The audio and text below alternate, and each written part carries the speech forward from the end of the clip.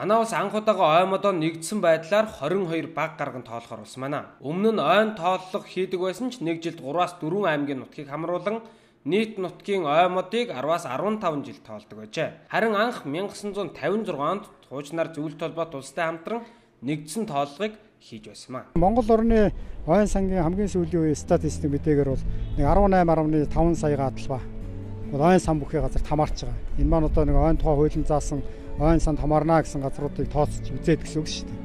За энэ дотроос 18.5 саяга талбай гэдэг маань одоо Монгол улсын нийт нутаг дэвсгэрт харьцуулж үзэх юм бол нэг 1109% гэсэн үг.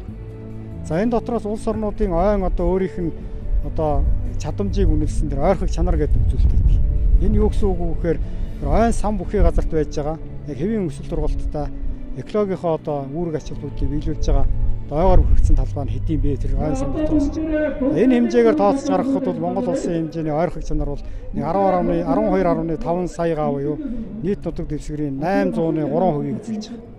За энэ хувь хэмжээ бол сүүлийн жилүүдэд одоо буурах ийм хандлага бол байгаа.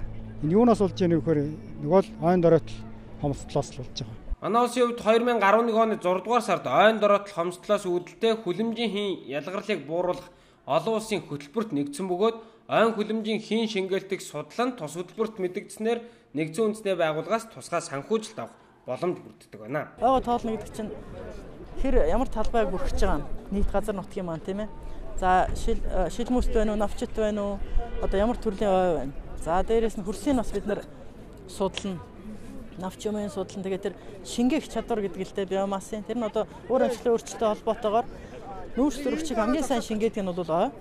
Тэгэхээр ямар их шингээх чадвартай юм бэ гэдгээ олон улсын стандартаар мэдчихвэл дараа нь ойжилттой холбоотой бас олон улсын хөтөлбөр юмнуудад хамрагдах боломжтой, санхүүжилт авах боломжтой болж эхэлнэ.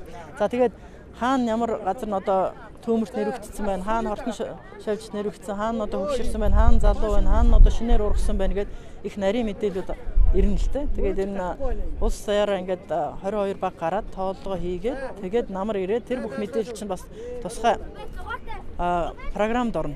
Тэгээд тэрийг боловсруулад дөнгүүд нь гарна. Тэгээд бас сансрын зургаарчсан бидний тандан судалгаа ажиллагаа бас хийгдэн. Тэгээд Германы засгийн газар бас дэмжиж Германы JS байгууллагатай хамтраад төсвөөс зарим мөнгөнд гараад ингээд ийм томоохон тооллого хийгдсэн. Ойн зорилттой тооллого хийгснээр манай улсын ой мод хүлэмжийн хийг хэр хэмжээгээр шингээдэг, газар нутгийн хэдэн хувийг ой эзэлдэг, биомассын хэмжээ, насжилт гээд олон зүйл тодорхойлох юм аа. Ингэснээр цаашид ойн санг хадгалах, хамгаалах чиглэлээр ямар бодлого баримтлан ажиллахаа тооцоолж болох чухал ач холбогдолтой гэдгийг мэрэгчлэлтнүүд онцолж байна.